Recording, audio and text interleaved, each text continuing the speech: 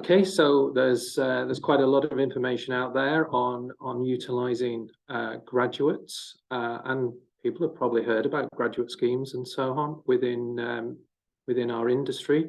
Probably less so around placements, but studies are showing that there's great value to be added to your company through the engagement of placement students.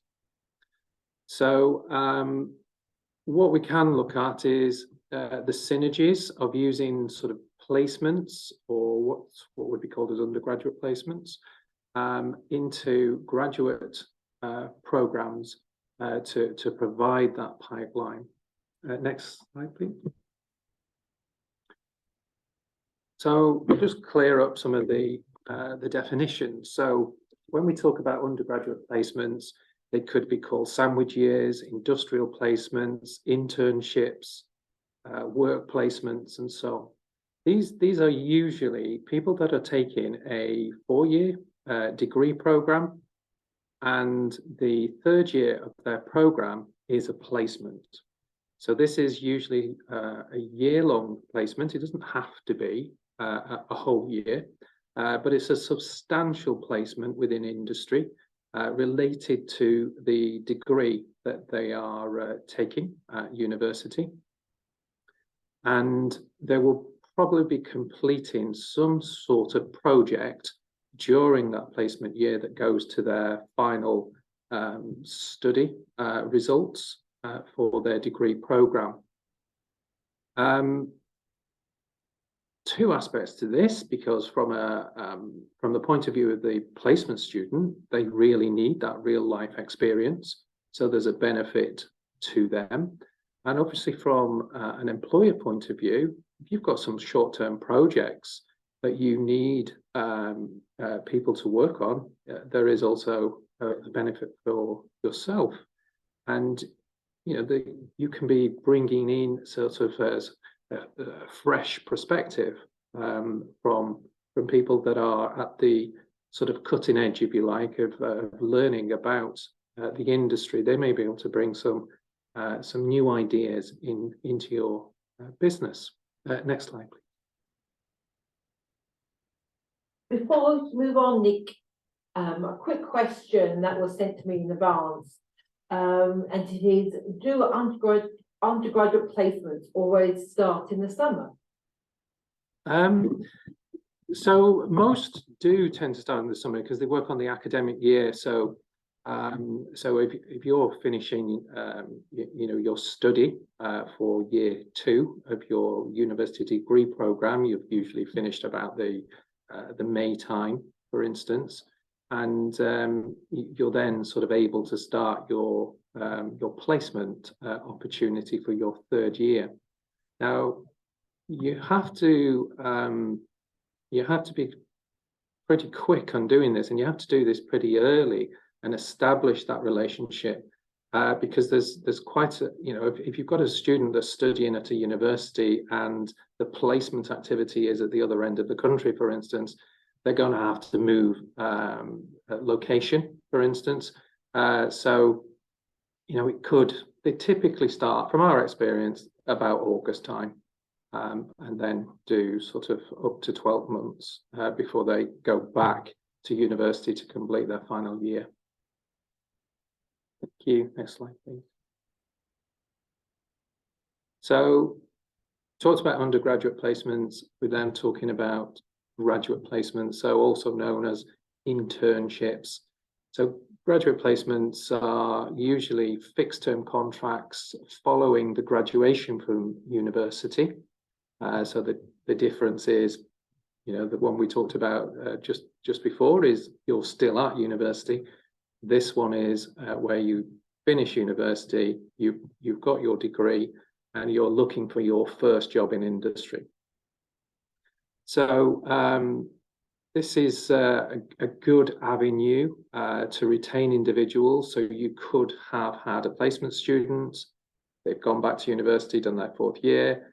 As they finish their degree, you've got the link with that person now. So you're in an ideal position if that person has performed well during their placement, you're in an ideal position to offer any graduate opportunities that you have in your business to that pipeline of talent that you've already established a relationship with.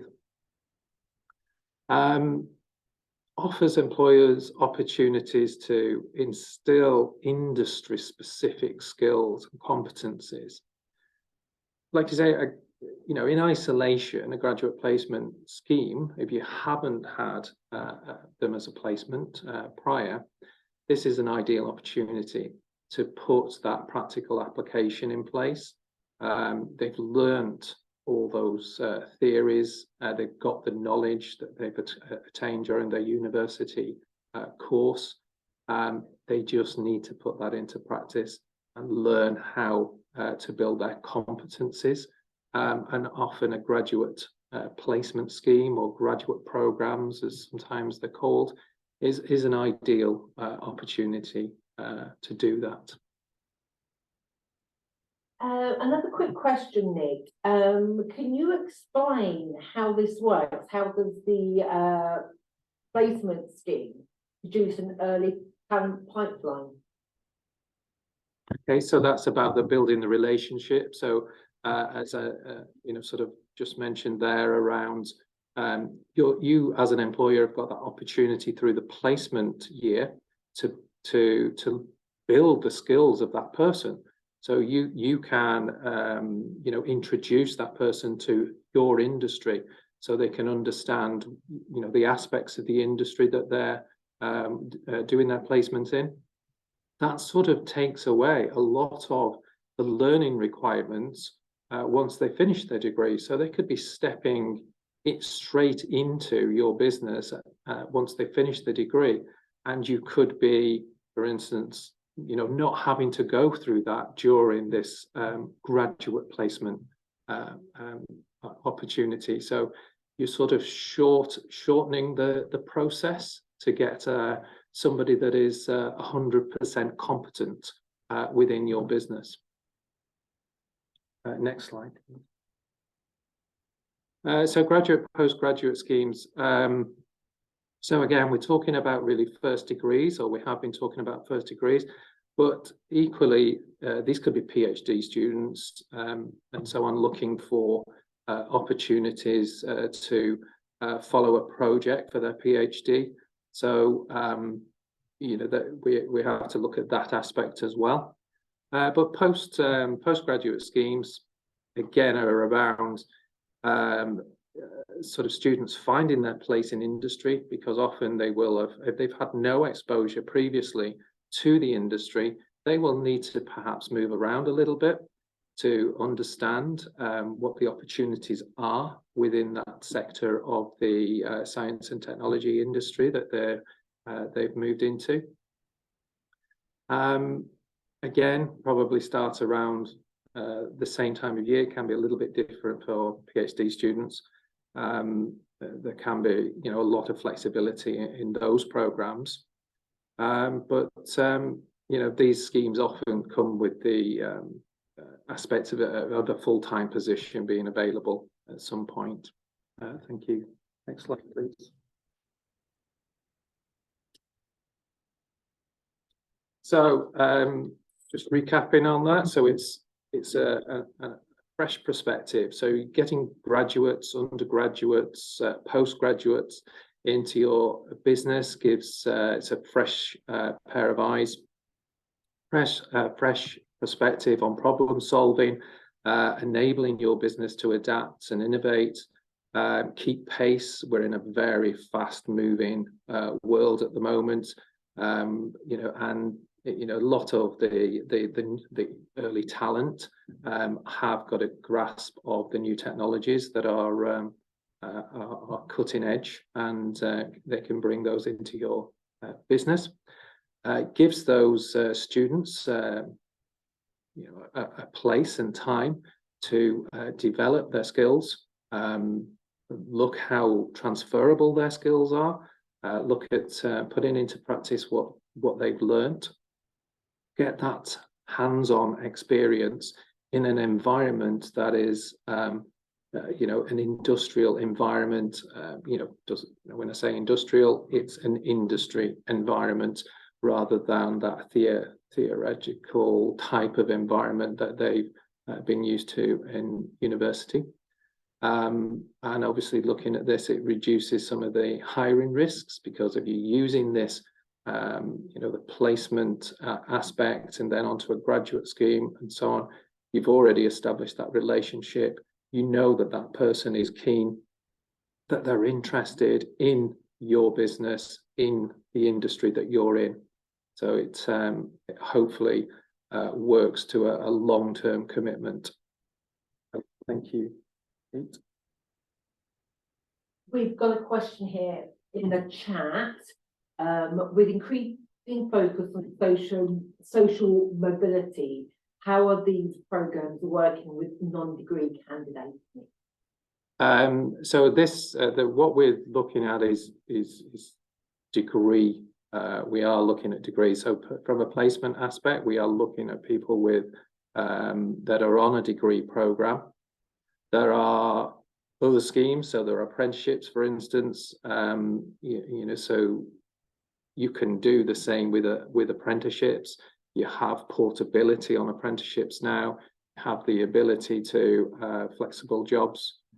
So you can move people during their apprenticeship around a number of different departments, for instance, or even a number of different companies and so on. So there are sort of an apprenticeship type option. Within that, there are T levels, for instance, which have a placement element to them. I'm not sure, does that answer the question? If not, ask the question, you know, I can pick that up again.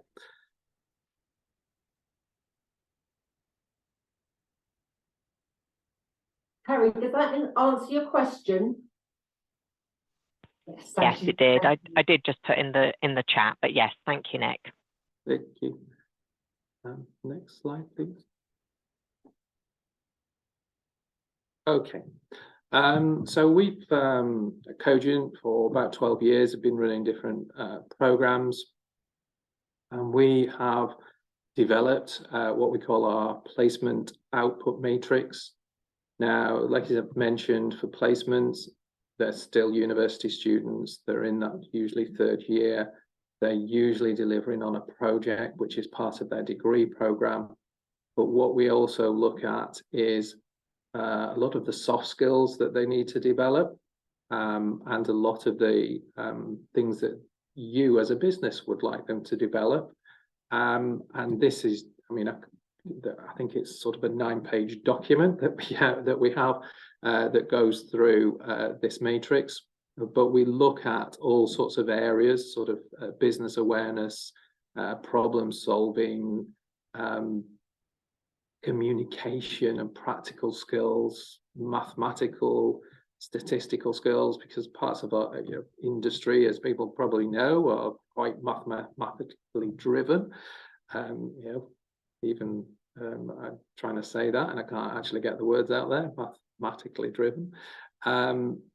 Some aspects of our industry, you need relatively high levels of maths to be able to work in those industries. But we cover lots and lots of aspects, and I will provide a copy of the slides, and if anybody wants a copy of our output matrix, then please ask. We can do that. Thank you. Next slide, please. As I mentioned, we've been doing this for 12 years. We have links with 80 different universities. I would encourage you to make the links with the universities that are in your location or specializing in the subject areas that you're looking. You might have one on your doorstep, but you may have to look a little bit further afield. We have been doing this for some time. We've got lots of experience. We've recruited over 3,000 people during that period of time for graduate schemes, 1,500 people on placements. and we work with some of the leading organizations in the science and technology arena. Next slide, please.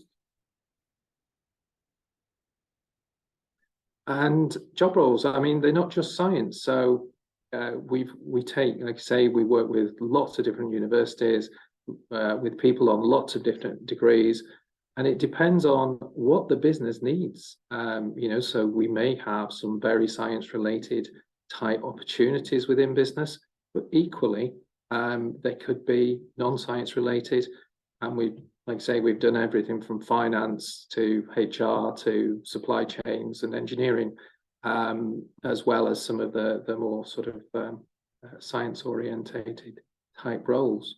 You know, it can cover any aspect of the business. You can use these sort of placement opportunities, graduate programs, etc., to be able to facilitate all parts of your business.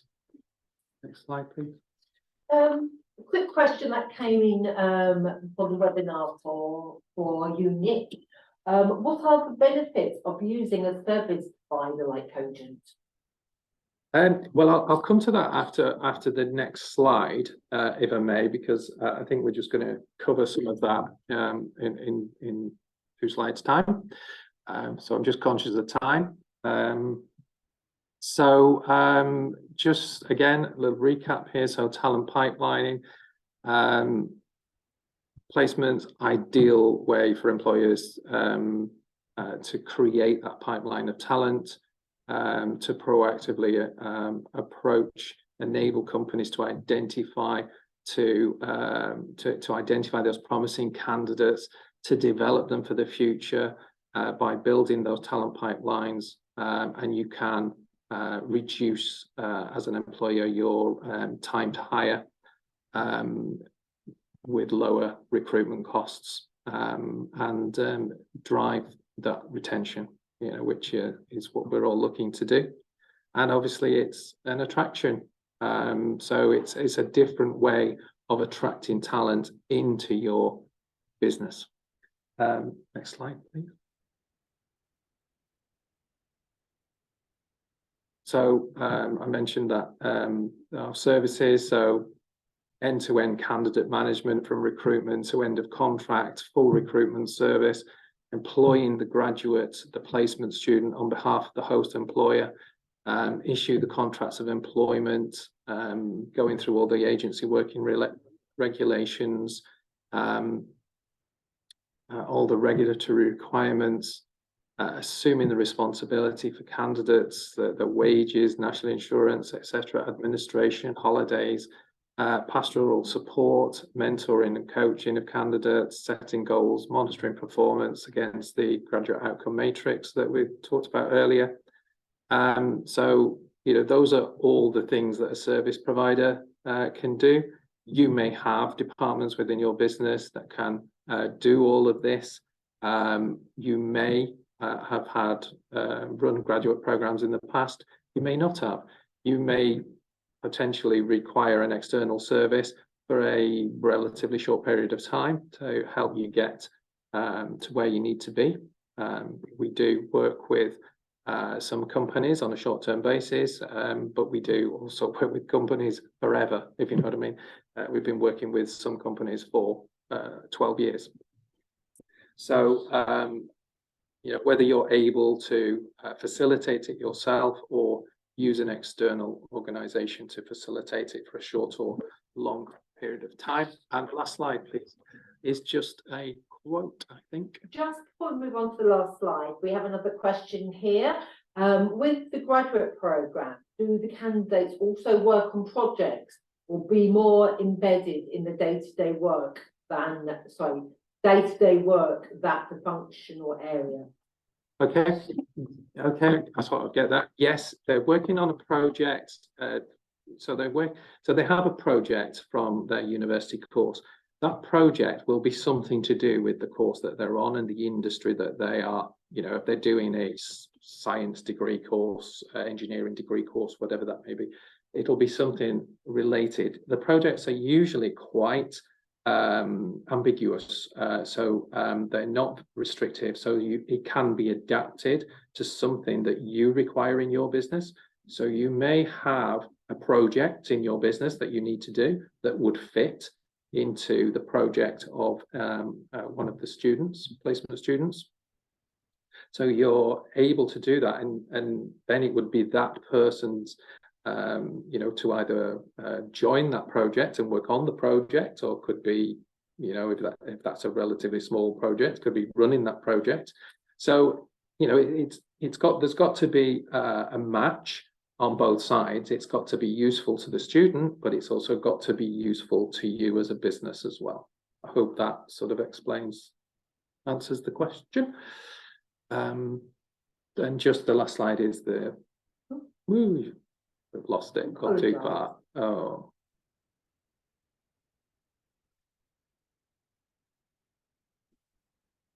Thank you. And that was, that's just a quote from one of our current customers, Jazz Pharmaceuticals. How are we doing for time, Kate? We've got 5 minutes. We do have another question. Okay. With the graduate program, do the candidates also work on projects? Well, I've done that one. Do apologise. Just repeating the same question. It's because it's come up twice to my board. What about for the graduates, those who have already completed their studies? That's from Carrie. Don't know, Carrie, would you like to come up and mute? Yeah, yeah. I'll nick that. Yeah, absolutely. So Nick, thank you. You kind of did respond to my initial question, but my question I think is more around those that are no longer undergraduate. So when they come on to that fixed term contract, are they still working typically on projects for their different placements, if it's on a rotation, for example, or do they tend to get embedded into kind of the departments that they're working in? So if they're doing a HR graduate placement, not an undergraduate, a graduate placement, are they just getting involved in day to day and getting exposure to different parts, or are they still working on a project? Yeah, so that's entirely up to you as an organization, because once they've finished their degree program, they've finished their degree program. They're completely available to what is the requirement within your business. Obviously, it's got to be something within their subject area that they've studied, hopefully. So if that is HR, they would be embedded within the HR team. They would be, doing whatever the requirement is they just work in the same way as employing any other person. You'd have a job description around what their requirements are for that particular job. Like I say, the only difference would be is that it's a fixed term contract, but it's no different to any other job as such. Does that help? Perfect, thank you. Any more questions, Kate? Yeah, Karen, thank you for your question. Do you want to ask it directly to Nick, or would you like me? Yeah, that would be great, thanks. Although it took me a little while to type it. So, hiya, Nick. We've had challenges in the past in terms of at the time of recruitment in the October, November of the placement students. We had an idea of what activity they might be working on when they join us the following summer. However, then business moves on, and then that project activity is not there. So just any tips you can share in terms of how to make sure that we plan an activity program that can be general, perhaps across the business, but still helps the students deliver like what they need for their project, for their university. Yeah, and I think this is this is probably like I say, we've experienced this. We developed the outcome matrix. So I think it's early, speaking to the university quite early and making them aware of any changes that do happen, so that they can start tailoring changes into the project, for instance. So if, like you say, if you start the recruitment process, and a lot of companies do start, so you would start now, October, probably November time for next summer. So, you know, things can change in that period of time, but as long as you're keeping the university and the student well informed about those changes, they should be able to adapt the project to meet the business requirements. Like I say, most of the projects are, you know, quite ambiguous. They're not nailed down as such. So, you know, as long as it's still in the subject area, you know, for instance, if you're taking on somebody for HR, but then you're expecting them to do work in production, for instance, you might have some issues. But you know, usually they're flexible enough, and the universities are more than willing. Universities understand that this is hard for a lot of universities to find placement opportunities, and it's critical to the student that there is a placement opportunity. So once they have a relationship with an employer, the universities are more than amenable for adaptations. Thank you. Can I ask, have we got time for a quick follow-up question? Yeah. Just about how do we then support our line managers that are supervising the placement students to ensure that continues once they're with us? Yeah, so I mean, you know, it's pretty much like, I suppose we have the same with apprentices as well, where you sort of need a line manager that has a little bit of mentoring experience. You know, there are probably some you know, sort of pretty quick courses for mentoring that you can put somebody on, that they're quite useful. If somebody's been through the same process, so if they were in this position, a placement students or a graduate or previously, they will probably understand how that all works.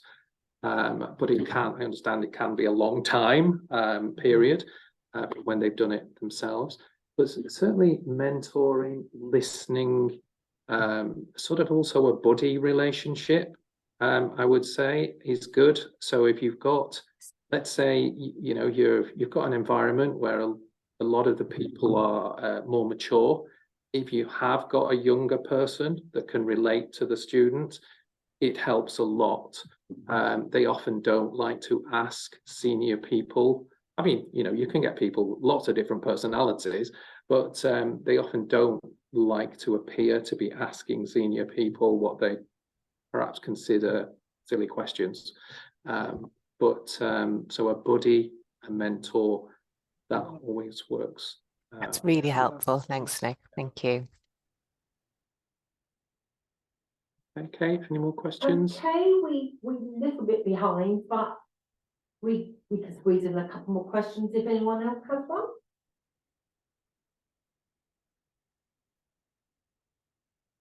No, well, thank you very much for everyone for attending, and thank you, Nick, for a very good overview on graduates and placements. If anyone wants any further information, then by all means, please send us an email at info@cogentskills.com and we can help you in any way we can. Thank you. Thank you, everybody. Have a good lunch. Bye for now.